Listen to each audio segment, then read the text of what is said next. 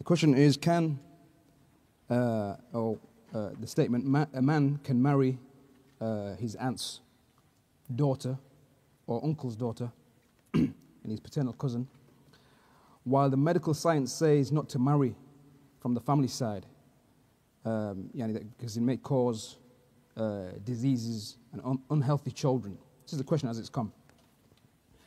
How can things be allowed in the Sharia, but yet it can cause harm? The answer to this is that it's well known in Islam that a man, he can marry his paternal or maternal cousins. A man can marry his paternal cousin, the daughter of his uncle, daughter of his uncle from the father's side, or it could be the daughter of his uncle from the father's side, or the daughter of his aunt from the father's side, but also the same for the mother's side. The mother, your mother has a brother and a sister, your uncle and your aunt from your mother's side, maternal, and they have daughters. It is allowed for a man to marry them. They're not from the muharramat that we mentioned last week. It's allowed. And Allah subhanahu wa ta'ala, He mentions in Surah Al-Ahzab, He says, Ya ayyuhan nabi, inna ahlalna laka azwajak. O Prophet, we have made permissible for you your wives, allati atayta ajurahun, those to whom you give the mahar, the dowry.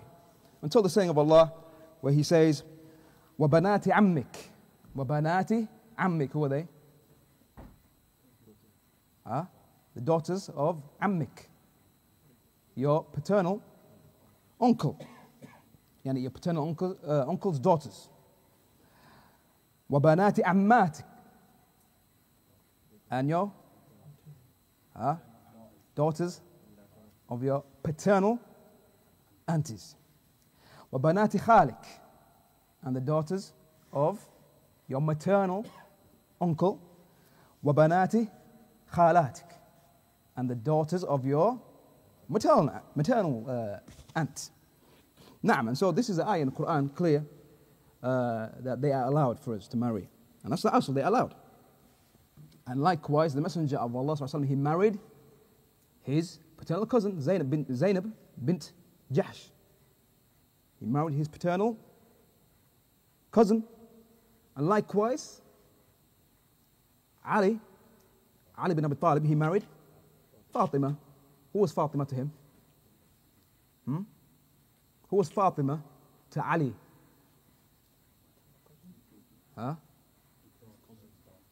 His paternal cousin's daughter. Who was his cousin? Who are we talking about? The Messenger of Allah sallallahu alaihi wasallam. It is allowed for you. It is allowed for you. You have a paternal cousin. So if you imagine now, any one of you, you have a paternal cousin, a sister. She's your paternal cousin, whether it's from your father's side or your mother's side. It's allowed for you to marry her, right? Clear. So if you're allowed to marry her, you're allowed to marry anything that comes from her children. Naam. And so, when Ali, radiallahu anhu, when he married Fatima, that's what we're talking about here. Now, some scholars, however, they said that it is better to marry from further away. Someone who's not related to you. And to marry from outside, if you want to say. To marry from further away. Some they said this, and they have a saying that الزواج من القريبة أصبر ومن البعيدة أنجب. It's a saying that they say that getting married to someone who's قريبة, related to you, someone who's close to you, is أصبر. أصبر is from sabr. There's more patience in that. I'm going to explain that. And getting married to someone who's not related to you, further out, anjab. It means that it's more likely that you're going to have offspring and children. The issue of fertility. That it's more likely you're going to have more children. And the reason why they say that this statement here is that marrying someone who is close to you, related to you, such as the paternal cousin, asbar, meaning that that woman is more likely to be patient. Between that marriage is going to be more patience.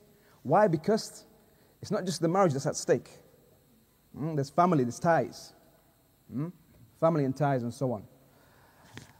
And the effects of the marriage ending, it has an impact. So the couple are more likely to be patient with any discord that takes place in the marriage. Now, as for marrying from further away, then it's said that is anjab, that it is more likely that because of the genes and so on, it's something that they say that it's more likely that she's going to be anjab, more likely to become pregnant and have lots of children. Now, however, this is just a saying, and there are some ahadith or athar, hadith, which has been attributed to the Messenger of Allah concerning this. However, it's da'if. It's da'if, it's weak. And likewise, an athar that goes back to Umar, or Ibn Umar, I think it is Umar, one of the two, Umar radiallahu anhu, or Ibn Umar radiallahu anhuma, where he encouraged to marry from outside. However, that which the scholars, they say, is that it is not to be said that it is better, because it's not based on any evidence in the Sharia. And as for when the claim comes that it leads to disabilities and disease and so on, then firstly, that happens between husband and wife who are unrelated also. It happens with people who are unrelated. It happens even there. And secondly, how many have got married, paternal cousins who have got married, and there is no problem. There is no problem. And so, it is permissible in our deen, and as the majority of the scholars, they say, and the present day scholars, all of them, Sheikh Ibn Baz, Sheikh Ibn Uthaymeen, Sheikh Al-Albani, many of them, they say that all of this science and this what they claim, whatever they claim, then it has no asl, and this is in the hands of Allah. It's in the hands of Allah. So we pay no attention to that, and it is allowed for us. It is allowed for us, as we have seen from the ayah in Surah Al-Ahzab, and likewise from the Sunnah.